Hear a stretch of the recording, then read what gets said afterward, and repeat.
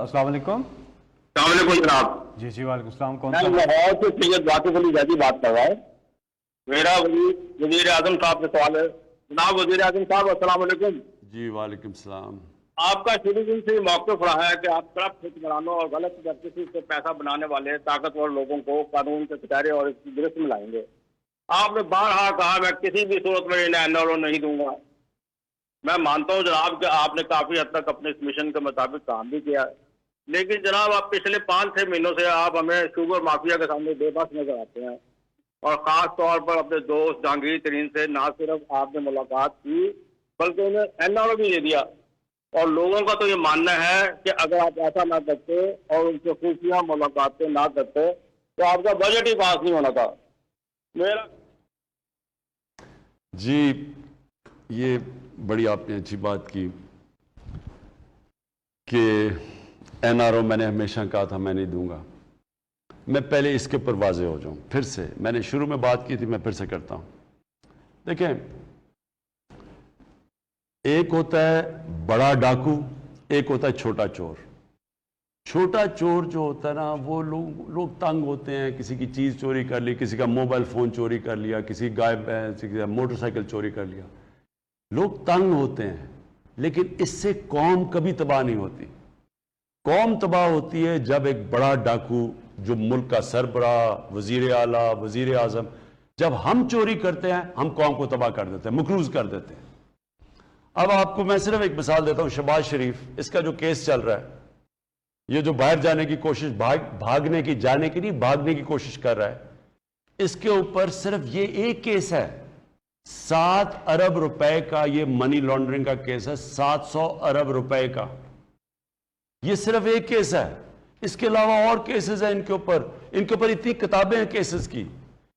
ये सिर्फ जो पैसा पाकिस्तान में लेके आते हैं, जब इन्हें उनकी एक बीवी को घर लेना पड़े तो वो पैसा आ जाता है, वो बेटे ने नथिया गली में या डूंगा गली में घर बनाना है तो फिर वो टीटी आ जाती है, गाड़ी लेनी हो तो बाकी इनका पैसा बाहर पड़ा हुआ है।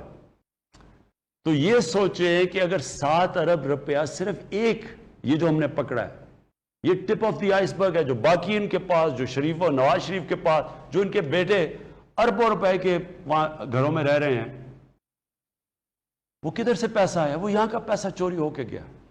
अब आप सारे पाकिस्तान के जेल के कैदियों को इकट्ठा कर लें जिन्होंने चोरी की है। मैं आपको लिख के देता हूं कि जितने पाकिस्तान में 70,000 जितने भी जो चोरी पे गए हुए हैं, उनकी सबकी चोरी कर दें, वो भी 7 अरब रुपया नहीं बनता। तो इसलिए जब बड़ी करप्शन होती है, जो हुक्मरान करते हैं, ये मुल्क को तबाह कर देती है। इसलिए मैंने कहा कि जनरल मुशर्रफ ने जो 2 एनआरओ दिए थे, जरदारी को और नवाज शरीफ को, 10 यानी आप सबसे सुने कि 6,000 अरब से 30,000 अरब पे पाकिस्तान का 10 साल में कर्जा गया, उसने तबाही की है मुल्क को। आज जो हम डूबे हुए हैं कर्जों के ऊपर और सूद देने पे और किस्तें, उसकी वजह से फंसे हुए हैं। तो मैंने ना तब कभी आपको शुरू में भी कहा, ना मैं आज, मैं कभी किसी को एनआरओ नहीं दूंगा। वो इसलिए नहीं कि मुझे कोई डर है वोटर या मुझे वोट नहीं पड़ेगी, मुझे खौफ खुदा है। अल्लाह को मैं जवाब दूं। मैं ये अगर किस मुंह से हम, या लोग बेचारे जेलों में गल सड़ रहे हैं और ये हम बड़े बड़े लोगों को छोड़ दें, ये मैं कभी नहीं करूंगा। अब आ गई बात जहांगीर तरीन की। जहांगीर तरीन को मैंने बड़ा वाज़ेह तरीके से कहा, वो ये कह रहे हैं कि उनसे नाइंसाफी हुई है। मैं नाइंसाफी कभी किसी से नहीं की। जो मेरे ये जो मुखालिफ भी थे, जो 25 साल मैंने इनके खिलाफ पूरी जंग लड़ी है, जहाद की है, किसी से मैंने किसी किस्म की नाइंसाफी नहीं की। कोई मुझे आज कहे कि किसी को झूठा केस बनाया, कोई इंतकामी कार्रवाई की, एक जगह मुझे बता दें। तो जब मैं मुखालिफ से नहीं करता तो जो मेरी पार्टी में जहांगीर तरीन, उससे मैं कैसे करूंगा? तो उस नाइंसाफी से तो किसी से भी नहीं होनी चाहिए। लेकिन ये मेरा आपको वादा है कि ये जो चीनी के अंदर जिन्होंने चीनी महंगी करके लोगों से, अवाम को तकलीफ पहुंचा के, गरीब लोग चीनी खाता, उसके लिए चीनी सब कुछ है, उनको नुकसान पहुंचाया, ये मेरा आपसे वादा है। कभी मेरी गवर्नमेंट चली जाए, उनको एनआरओ नहीं मिलने लगा। और मैं आपको सामने एक चीज मैंने देखा लोगों को बताने के लिए कि कितना फर्क होता है जब आप ताकतवर होते हैं। इस मुल्क में करते क्या रहे हैं, जो ताकतवर है وہ کیسے اس ملک کو نقصان پہنچاتے رہے. اب سارا جو ملک کا ٹاپ جتنے بھی بڑے بڑے سیاستدان اور جو طاقتور وہ سارے شوگر ملز ان کی ہیں, سب کی شوگر ملز ہیں. اب وہ شوگر آپ یہ سوچیں کہ 1 روپیہ جب چینی مہنگی ہوتی ہے تو 5 ارب روپیہ عوام کی جیبوں سے نکل کے شوگر ملز کے پاس چلا جاتا ہے. اگر 20 اور ہمارے دور میں 25 روپے چینی مہنگی ہوئی تو یہ سوچیں کہ 100 ارب روپے سے زیادہ عوام کی جیبوں سے نکل کے شوگر ملز کے پاس چلا گیا. لیکن وہ شوگر ملز جو سارے طاقتور کے پاس ہے, اب یہ ذرا سوچیں کہ انہوں نے آج تک ٹیکس کتنا دیا ہے. 5 سالوں میں ہم نکال رہے تھے, انہوں نے 5 سالوں میں ٹیکس کتنا دیا ہے؟ 22 ارب روپیہ. اس میں سے ان کو ریفنڈ کتنا ملا ہے؟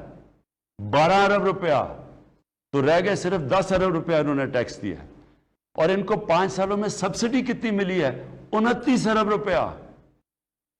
یعنی کہ پاکستان کو یہ جو طاقتور ہیں, یہ کیونکہ یہ طاقتور ہیں, ایوانوں میں بیٹھے رہے ہیں, ان کے شریفوں کی بھی شوگر ملز ہیں اور وہ زرداری کی بھی شوگر ملز ہیں, نہ یہ ٹیکس دیتے ہیں. چینی جب چاہیے مہنگی کر دیتے ہیں. چینی بن جاتی ہے 3 مہینے میں, گنا جاتا ہے شوگر مل میں, چینی بن گئی, لیکن سارا سال چینی کی قیمت اوپر جاتی رہتی ہے.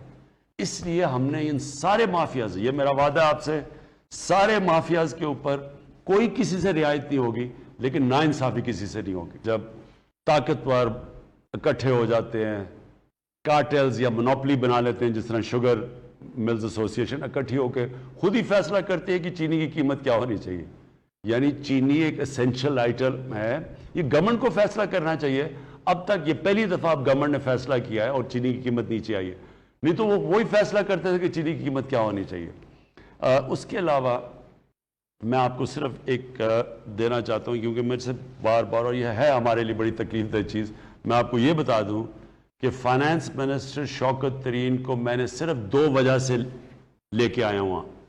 ایک کہ ان کی ذمہ داری ہے کہ قیمتیں نیچے لے کے آئیں, انفلیشن کو روکیں, قیمتیں روکیں, اور دوسرا کہ گروتھ ریٹ بڑھائی, یعنی ہماری اکانومی بڑھے تاکہ لوگوں کو نوکریاں ملیں. اس 2 وجہ سے میں شوکت ترین کو لے کے آیا ہوں. لیکن اس سے پہلے میں آپ کو ذرا گرافز دکھانا چاہتا ہوں, کیونکہ یہ سارا وقت مجھے جو سب سے زیادہ تنگ کرتی ہے چیز وہ ہے مہنگائی.